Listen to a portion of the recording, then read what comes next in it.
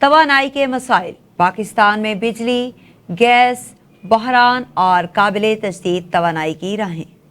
पाकिस्तान तवानाई के बहरान से दो चार है, जिसमें बिजली और गैस की किल्लत सबसे अहम मसला है। मुल्क भर में लोड शेडिंग और गैस की कमी ने अवाम की रोज़मर्रा ज़िंदगी को मुतासिर किया है, जबकि सन्नती शोबा भी इससे बुरी तरह मुतासिर हो रहा है। बिजली की तलब में मुसलसल इजाफा हो रहा है, लेकिन फराहमी इसके साथ कदम नहीं मिला पा रही। गैस के ज़खायर कम होते जा रहे हैं और दरामदी ईंधन पर इन्हिसार बढ़ता जा रहा है, जिससे मईशत पर दबाव बढ़ रहा है।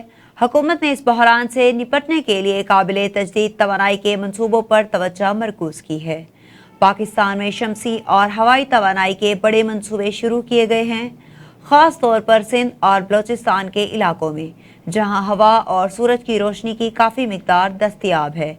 चीन पाकिस्तान इक्तिसादी राहदारी के तहत भी काबिले तजदीद तवानाई के मंसूबों को तरजीह दी गई है, जिसमें विंड और सोलर पावर प्लांट्स शामिल हैं।